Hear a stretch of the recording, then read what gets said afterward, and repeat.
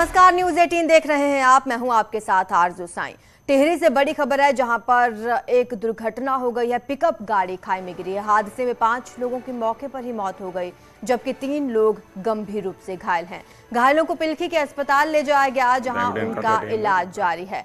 Pickup गाड़ी में 8 लोग सवार थे और घनसाली घुतू रोड पर सौड़ के पास ये हादसा हुआ। गाड़ी अनियंत्रित होकर गहरी खाई में गिर गई और 5 लोगों की मौके पर ही मौत हो गई।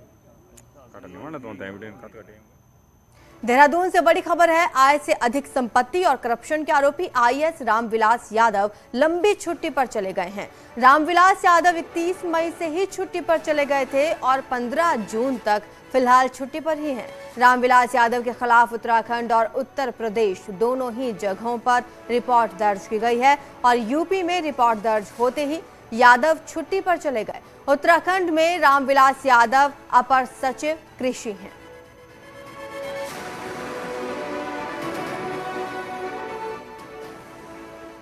मुख्यमंत्री पुष्कर सिंह धामी जल्द ही विधायक पद की शपथ ले सकते हैं। 11 या फिर 12 जून को सीएम पुष्कर सिंह धामी विधायक पद की शपथ ले सकते हैं। चंपावत से चुने जाने के बाद विधानसभा में कार्यक्रम होना है और सीएम धामी 11 या फिर 12 जून को शपथ ले सकते हैं। चंपावत उपचुनाव जीतने के बाद अब उत्तराखंड बीजेपी लोकसभा चुनाव की तैयारियों में जुट गई है और इस बार सबसे ज्यादा फोकस है हरिद्वार और उधम सिंह नगर जैसे मैदानी जिलों पर। ये रिपोर्ट देखिए।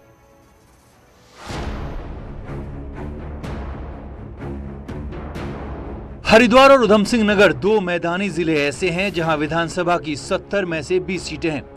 हरिद्वार में 11 तो उधम सिंह नगर में विधानसभा की 9 सीटें हैं और यही वो 2 जिले भी हैं जहां विधानसभा चुनाव में बीजेपी को सबसे खराब नतीजों का सामना करना पड़ा। हरिद्वार में 11 में से 3 सीटें बीजेपी के हिस्से आई तो उधम सिंह नगर में 9 में से 4। लिहाजा बीजेपी अब लोकसभा चुनाव में इस परफॉर्मेंस को सुधारना चाहती है। बीजेपी के 2 केंद्रीय मंत्री पीयूष गोयल और जितेंद्र सिंह इन दोनों जिलों का दौरा कर चुके हैं। तो ओबीसी वर्ग से आने वाली कल्पना सैनी को राज्यसभा भेजना, भीम आर्मी के पूर्व प्रदेश अध्यक्ष को बीजेपी में शामिल करना पार्टी की इसी रणनीति का हिस्सा है। आप कह रहे हैं मैदानी क्षेत्र, भारतीय जनता पार्टी हर क्षेत्र में फोकस कर रही है और समाज के हर वर्ग को अपने साथ जोड़ रही है। यही कारण है कि अन्य दलों के, चाहे भीम आर्मी के लोग हों, चाहे हमने अभी राज्यसभा की जो सांसद हैं वो पिछले उससे आती हैं, कल्पना सैनी जी, तो समाज के हर वर्ग को अपने साथ जोड़कर 2024 के हम लक्ष्य की ओर बढ़ रहे हैं। हरिद्वार एससी बाहुल्य जिला है, इसी के चलते 2009 तक यहाँ लोकसभा सीट रिजर्व रही तो विधानसभा की 3 सीटें अभी भी रिजर्व हैं। बीजेपी की नजर इन दोनों जिलों में बड़ी संख्या में मौजूद ओबीसी और एससी वोटर पर है। बीजेपी का मानना है कि अगर इन दोनों जिलों में एससी वोटर्स को अपने पाले में खड़े करने में सफल हो पाई तो विधानसभा चुनाव की अपनी पुअर परफॉर्मेंस को वो सुधारने में कामयाब हो सकती है। हम हमेशा तैयारी करते हैं, जीतने पर भी हम 5 लोकसभा जीते हैं, 2 बार जीते हैं, फिर भी हम देखते हैं कि कुछ बूथ हम उसमें हारे हैं। तो हमारे लिए प्रश्न है ये कि हम क्यों हारे, जबकि हमने सारी योजनाओं का लाभ दिया, सबको मिला, तो उस पर एक समीक्षा करके हर एक को मिला है। धर्म और हिंदुत्व के लिहाज से हरिद्वार बीजेपी की पार्टी लाइन पर फिट बैठता है, लेकिन इसी हरिद्वार में मिली करारी हार ने उसके सामने कई सवाल खड़े कर दिए। लिहाजा अब सोशल इंजीनियरिंग की रणनीति पर काम हो रहा है। दोनों जिलों में केंद्रीय योजनाओं की बराबर समीक्षा हो रही है तो आने वाले दिनों में कुछ और भी प्रभावशाली लोगों को बीजेपी में पार्टी ला सकती है। देहरादून से न्यूज 18 के लिए सुनील नवप्रभात की रिपोर्ट। पिथौरागढ़ के धारचूला में नेपाल सीमा पर भारत नेपाल को जोड़ने के लिए मोटर पुल बनेगा। करीब 110 मीटर लंबा ये पुल होगा जो कि धारचूला के छारछुम में बनेगा और शारदा नदी पर यह पुल बनाया जाएगा। इसके लिए 32 करोड़ 98 लाख रुपए जारी कर दिए गए हैं। जल्द ही काम शुरू हो जाएगा। उत्तराखंड में बनबसा के बाद भारत और नेपाल के बीच ये दूसरा मोटर पुल होगा जिससे भारत और नेपाल के बीच गाड़ियां भी आ जा सकेंगी।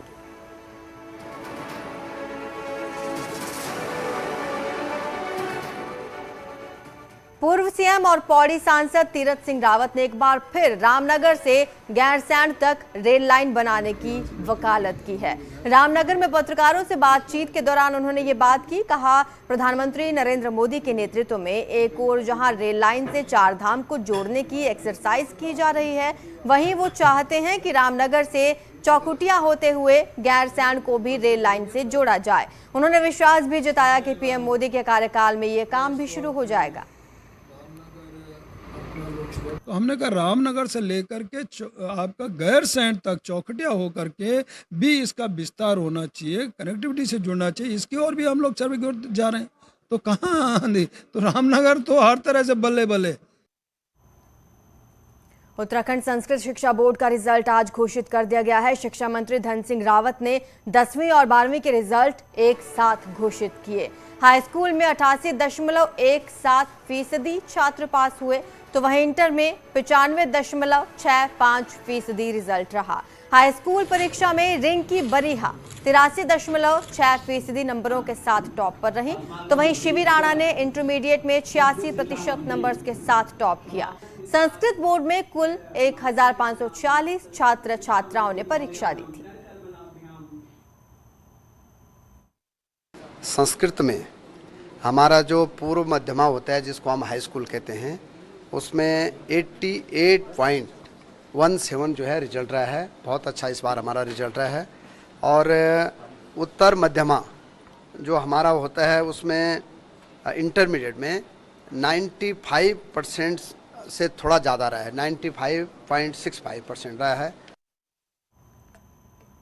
चारधाम यात्रा में इस साल रिकॉर्ड यात्री आ रहे हैं। वहीं अभी तक 180 से ज्यादा तीर्थयात्री ऑक्सीजन की कमी और तबीयत की वजह से अपनी जान गंवा चुके हैं। इस बीच सरकार ने एक एक्सपर्ट कमेटी बनाई है जो शुक्रवार से अपना काम शुरू कर देगी। अगर आप बिल्कुल फिट नहीं हैं, तो चारधाम की यात्रा आसान नहीं है। खास तौर पर केदारनाथ धाम की करीब 22 किलोमीटर की पैदल यात्रा बहुत कठिन है। करीब 11,700 फुट की ऊंचाई पर बसे केदारनाथ धाम में अब तक इस यात्रा सीजन में 74 लोगों की मौत हो चुकी है, जबकि 3 मई से शुरू हुई यात्रा में 8 मई तक 182 श्रद्धालुओं की जान जा चुकी है। दूसरे पैदल रूट के धाम यमुनोत्री में 62, गंगोत्री में 14 और बद्रीनाथ में 32 यात्रियों की जान गई है। यात्रियों की मौत की वजह हेल्थ प्रॉब्लम को माना जा रहा है। ऐसे में ये आंकड़ा ना बढ़े और रूट पर स्वास्थ्य व्यवस्था का क्या हाल है, इसको लेकर 4 डॉक्टरों की टीम ऋषिकेश से केदारनाथ तक पैदल जाएगी और फिर सुझाव सरकार को देगी। इसमें जो लोग हैं, एक्सपर्ट्स हैं, तो आप देखें 2 पल्मोनोलॉजिस्ट हैं जो आपके चेस्ट और लंग्स के ऊपर स्पेशलिस्ट है, और एक कार्डियोलॉजिस्ट है। एंड तो बहुत अच्छी कमेटी है ये। सो बेसिकली हम लोग पैदल जाएंगे, पूरा 16 किलोमीटर हम वॉक करेंगे, तो यात्रियों को भी देखेंगे साथ साथ, थोड़ा आइडिया लगता रहे, फिर उससे हमें आइडिया लग जाता है कि हमें और क्या फैसिलिटी ऐड करनी है। चारधाम में सबसे मुश्किल हालात केदारनाथ में है और सबसे ज्यादा पैदल सफर इसी धाम के लिए तय करना पड़ता है। एक्सपर्ट कमेटी चेयरमैन का कहना है कि केदारनाथ रूट के हालात पर वो सुझाव देगी। बेसिकली केदारनाथ जी जो धाम है वो ही सबसे ज़्यादा हाइट में है और उसकी यात्रा ही सबसे कठिन यात्रा है, 16 किलोमीटर की। सो एज ऑफ नाउ, और डेथ्स अगर आप देखें तो मैक्सिमम डेथ्स इसी एरिया में हुई है। तो ये जब जहाँ मैक्सिमम हुआ है उसको स्टडी करने से बाकी का सुधार ऑटोमेटिकली ही हो जाएगा। 18 लाख से ज्यादा श्रद्धालु 4 धामों में दर्शन कर चुके हैं, जबकि केदारनाथ में ये आंकड़ा 6 लाख के पार हो चुका है। ऐसे में बुजुर्ग, बीमार और अनफिट यात्रियों को स्वास्थ्य कारणों से जान न गंवानी पड़े, इसके लिए सरकार ने प्रयास तेज कर दिए हैं।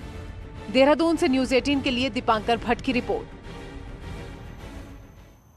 जमीन जिहाद के मुद्दे पर उत्तराखंड में बड़ी कार्रवाई होने जा रही है। यूनिफॉर्म सिविल कोड के बाद सरकार के एजेंडे में लैंड जिहाद का मुद्दा दिख रहा है। सीएम धामी ने खुद माना है कि कुछ लोग उत्तराखंड आकर बस गए हैं और उनकी जांच जारी है। वहीं वन विभाग ने कहा है कि फॉरेस्ट लैंड पर बनी मजारों को हटा दिया जाएगा और नई मजार फॉरेस्ट लैंड में नहीं बनेगी। वहीं लोगों ने भी इस कार्रवाई की मांग की है, जिसके बाद माना जा रहा है कि जल्द ही अब अवैध तरीके से बने धार्मिक स्थलों पर पर बड़ा एक्शन हो सकता है। इससे पहले पहाड़ की डेमोग्राफी बदलने को लेकर भी सीएम सवाल उठा चुके हैं।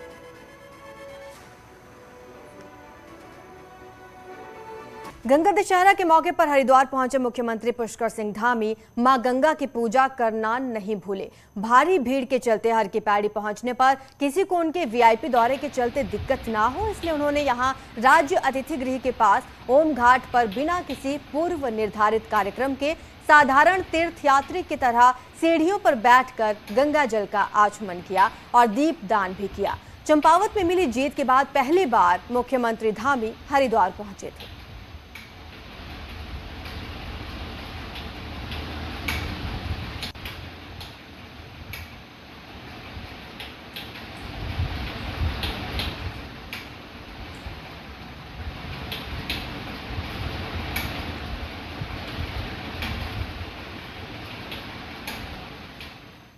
मुख्यमंत्री पुष्कर सिंह धामी आज हरिद्वार दौरे पर रहे, जहां उन्होंने कनखल के जगत गुरु आश्रम पहुंचकर शंकराचार्य स्वामी राजेश्वराश्रम से मुलाकात कर उनका आशीर्वाद लिया।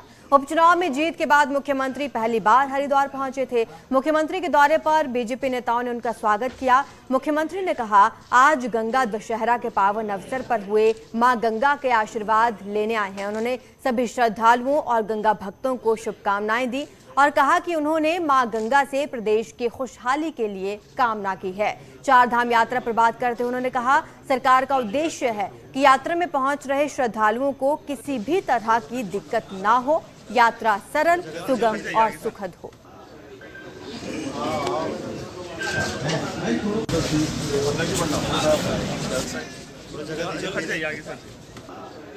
और मैं स्वयं आज आया हूँ माँ गंगा का आशीर्वाद लेने के लिए। मैं इस गंगा दशहरा पर्व के अवसर पर मैं सभी श्रद्धालुओं को, सभी माँ गंगा भक्तों को, सबको अपनी तरफ से बहुत शुभकामनाएं देता हूँ कि उनके जीवन में हर प्रकार से माँ गंगा की कृपा हो।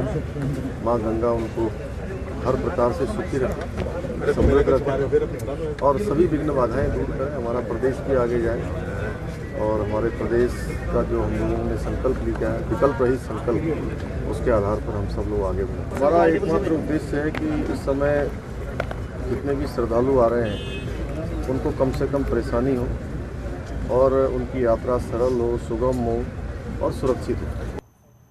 मां गंगा के अवतरण दिवस यानी गंगा दशहरा पर आज हरिद्वार में गंगा स्नान के लिए बड़ी संख्या में लोग पहुंचे। सुबह से ही बड़ी संख्या में लोग आस्था की डुबकी लगाने के लिए पहुंचे। लाखों की संख्या में भक्तों ने आस्था की डुबकी लगाई। प्रशासन की ओर से सुरक्षा और व्यवस्था को लेकर पुख्ता इंतजाम किए गए थे।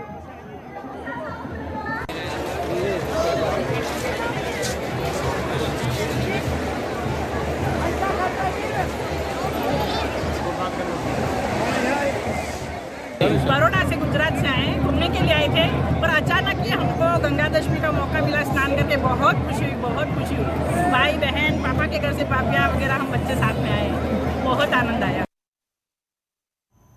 उधर गंगोत्री धाम में भी गंगा दशहरा धूमधाम से मनाया गया। इस मौके पर राजा भगीरथ की मूर्ति का श्रृंगार कर धूमधाम से शोभा यात्रा निकाली गई और सफाई अभियान कर संदेश दिया गया।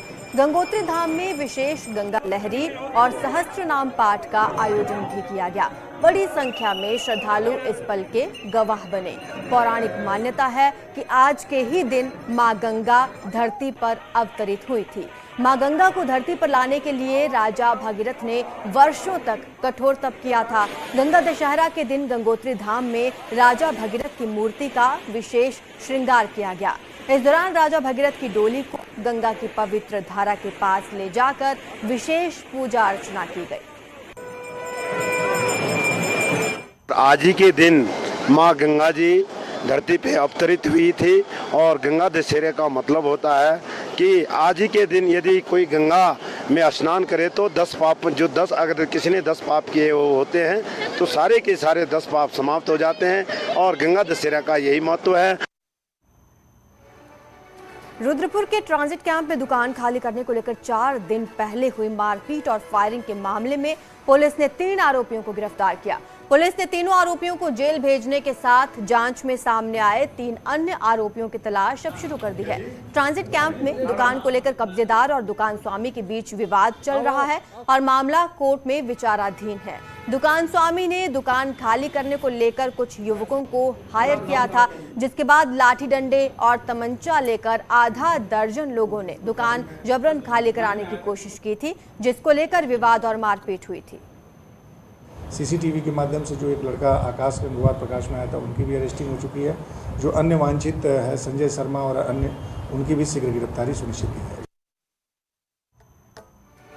काशीपुर में बदमाशों ने दिन दहाड़े बैंक में घुसकर लूट को अंजाम दिया और वारदात के बाद फरार हो गए। यहां मुरादाबाद रोड स्थित पंजाब नेशनल बैंक में दिन दहाड़े बदमाश घुसे, तमंचे के बल पर कैशियर से नकदी लूटी। इस दौरान तमंचे के बल पर सभी को बंधक भी बनाया और वारदात के बाद फरार हो गए। खबर मिलने के बाद पुलिस पहुंची और अब टीम गठित कर उनकी तलाश की जा रही है।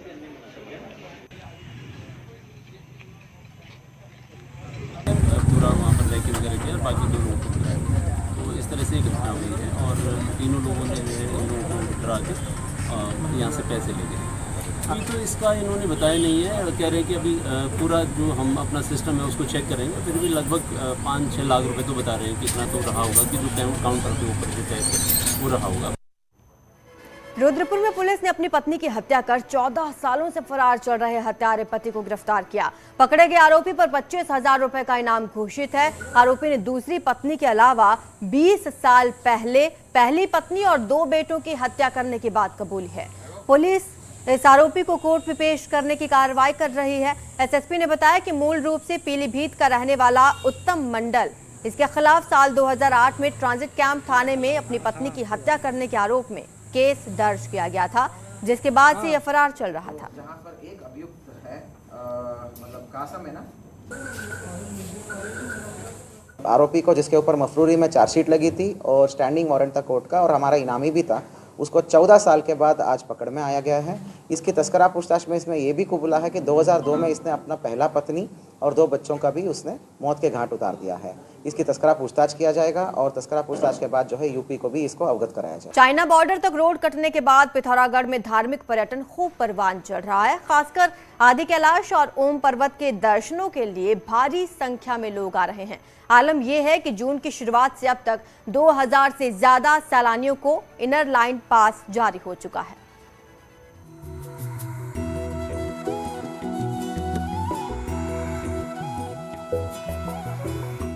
आदि कैलाश और ओम पर्वत हर कोई देखना चाहता है, लेकिन यहाँ तक पहुँच आसान नहीं होने से कम ही लोग प्रसिद्ध धार्मिक स्थलों तक पहुँच पाते थे। मगर अब चाइना बॉर्डर को जोड़ने वाली लिपुलेख और जोलिंगकांग रोड कटने से हफ्ते भर का पैदल सफर सिर्फ 1 दिन में पूरा हो रहा है। रोड कटने के बाद पहली बार हिमालय में मौजूद इन जगहों तक सैलानी पहुंच रहे हैं। 20,000 फीट की ऊंचाई पर मौजूद आदि कैलाश और 17,000 की फीट पर अद्भुत ओम पर्वत को देखने सैलानियों का तांता लग गया है। हमारे जो अनएक्सप्लोर्ड एरिया हैं आदि कैलाश, ओम पर्वत, जोलिंगकांग और वहाँ के होम स्टेज और वहाँ की जो ट्राइबल कल्चर है, वो सारी चीज़ें पूरे मेनलैंड से लोगों को अट्रैक्ट करने के लिए एक बहुत सारा पोटेंशियल रखती है और मैं उम्मीद करता हूँ कि वो काफ़ी ज़्यादा बड़ी संख्या में लोग यहाँ पे आएंगे। इंटरनेशनल बॉर्डर होने के कारण इन इलाकों में जाने के लिए इनर लाइन परमिट जारी किया जाता है। अब तक 2000 से ज्यादा सैलानियों ने इनर लाइन पास के लिए आवेदन किया है। प्रशासन ने भी सैलानियों की सहूलत के लिए ऑनलाइन इनर लाइन पास बनाने का इंतजाम किया है। केएमवीएन ने 1,500 से ज्यादा लोगों को इस बार आदि कैलाश ले जाने का टारगेट भी सेट किया है। 3 साल से मानसरोवर यात्रा नहीं होने के कारण आदि कैलाश और ओम पर्वत के दर्शन करने की चाहत रखने वालों की तादाद आए दिन बढ़ रही है। इस साल भी मेरी बहुत इच्छा थी जाने की, परंतु आदि कैलाश वो यात्रा नहीं हो रही थी, तो मैंने देखा कि आदि कैलाश की यात्रा हो रही है, तो आदि कैलाश की यात्रा भी रोड बन चुका है। अदरवाइज ये यात्रा भी बड़ी कठिन थी रोड बनने के कारण, तो वो नहीं हो रही है, इसलिए मैं आदि कैलाश जा रहा हूँ। इन इलाकों को पर्यटन के मानचित्र में स्थापित करने के लिए प्रशासन ने भी पूरा जोर लगाया है।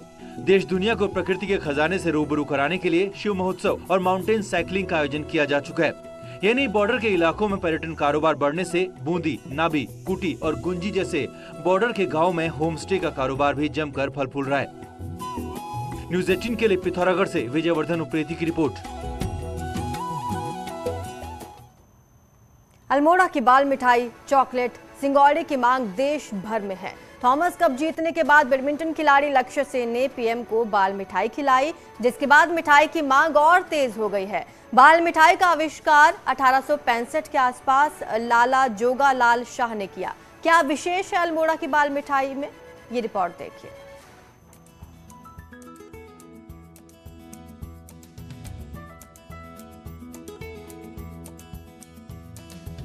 अल्मोड़ा में बाल मिठाई का आविष्कार 1865 में जोलालाल शाह ने किया। इसके बाद धीरे धीरे देश में बाल मिठाई की मांग बढ़ने लगी। पहाड़ आने वाले पर्यटक भी पहाड़ की बाल मिठाई को ले जाते हैं। बाल के साथ सिंगौड़ी, चॉकलेट, खेचुआ प्रसिद्ध है। मैं यहाँ पे को चॉकलेट लेने आया हूँ और चूंकि बाल मिठाई की यहाँ पे काफ़ी मांग है, इस समय मैं कुछ हल्द्वानी जा रहा हूँ इस समय, और अपने रिश्तेदारों के लिए चॉकलेट लेके जा रहा हूँ, और चूँकि ख़राब भी नहीं होती है। और हमारा अल्मोड़ा वैसे भी चॉकलेट और बाल मिठाई के लिए वैसे ही प्रसिद्ध है। सुना था, किताबों में पढ़ा भी था कि यहाँ की जो मिठाई है प्योर खोए की, और जो हमारा लोकल का दूध होता है उससे बना बोलते थे यहाँ का, इसलिए मैं यहीं से ले जाता हूँ दूध को। अल्मोड़ा में जोगालाल शाह के बाद अब तेजी से लोग मिठाई के कारोबार करने लगे हैं। दर्जनों दुकानें मिठाई की खुल गई हैं। बाजार के साथ ही हाईवे के किनारे मिठाई की दुकानें खुलने लगी हैं। यहाँ की मिठाई में अधिकांश खोया पहाड़ी ही यूज किया जाता है। मिठाई हमारे दादा लाला जोगा शाह ने 1865 में ईस्वी में आविष्कार किया था, और ये आज ये मिठाई का इतना महत्व बढ़ चुका है कि देश हमारे उत्तराखंड में ही नहीं, ये उत्तराखंड से बाहर देश से विदेशों तक में बाल मिठाई का बहुत ज़्यादा वो रहता है। बाल मिठाई अब अल्मोड़ा की पहचान बन गई है। यहाँ आने वाले पर्यटक वापस लौटते समय जरूर यहाँ की मिठाई ले जाते हैं। प्रधानमंत्री नरेंद्र मोदी भी यहाँ की बाल मिठाई मंगाई थी, जिसके बाद मांग और तेज हो गई। मिठाई का कारोबार बढ़ने के साथ ही स्थानीय लोगों को रोजगार भी मिल रहा है। अल्मोड़ा से किशन जोशी की रिपोर्ट।